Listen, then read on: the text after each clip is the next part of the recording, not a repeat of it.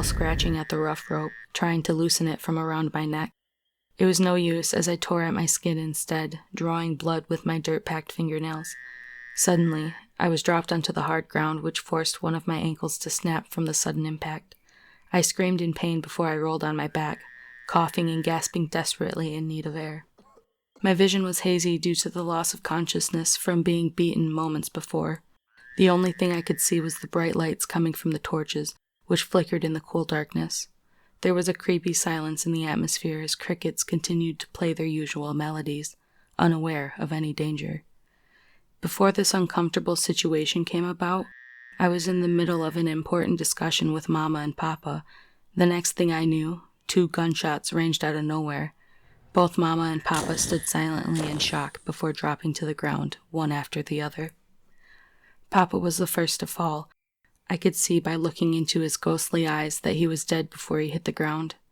Papa's body made a loud thump when he fell. It was something I knew I would live with for the rest of my life if I ever made it out of my situation. After Papa fell to the ground, Mama followed. Before she fell, she struggled to speak, but it was hopeless as blood flowed out of her mouth instead, forcing her to make gargling noises. Seconds after Mama and Papa were shot down, I was forced face down in the dirt and trampled. I wasn't beaten for too long before I was knocked completely unconscious from a hard hit to the side of my head. My captors dragged me through the streets and beat me before bringing me here. I know that they dragged me because of the burning sensation I felt all over my body. It felt as if someone took a knife and peeled my skin back. After being dragged through the streets, I was then woken by the sound of a single gunshot. As soon as I opened my eyes, I was yanked into a tree and struggling to find air. I kicked my legs in a panic as I pleaded with God for mercy. All of a sudden, a big dark figure of a man emerged forward. Black Power, the mob behind him shrieked with hatred.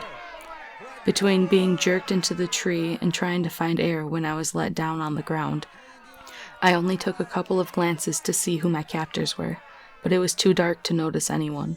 I knew that my captors were black, though, because blacks are the only people that do hangings around here. It was probably the Black Clan. This situation reminds me of the way my grandpa was murdered. One early, rainy morning, about a week after his disappearance, 2 black police officers knocked at our door. They were Officer Wilson and Officer Camp, who were both known to be crooked cops, especially towards us whites. The word around the white community was that they worked for the Black Clan. Both Officer Wilson and Officer Camp knocked on our door that rainy morning, wearing big hats that covered their faces. They both kept their hands on their guns as they ironically explained in detail how my grandpa was killed. They described as if they were present at the time of his murder. They were the ones who came to pick him up before he went missing. Grandpa was in the middle of a story about how he, his mother, and his father finally found each other after being separated for many years back in the slavery days. He never had the chance to finish his story before Officer Wilson and Camp came to pick him up. They said that he needed to come down to the police station with them so that they could ask him a few questions. And if you ask me, I say they were getting scared of the power Grandpa was gaining from preaching to whites about uniting together. When my parents asked the officers why they didn't bring Grandpa back home after finishing the questioning, they had the nerve to tell us that Grandpa said he'd rather walk home. Now I know that my grandpa was a stubborn old man, but there was no way that he would take walking home over riding, especially with the bad arthritis in his leg. This was a guy that preached while sitting down.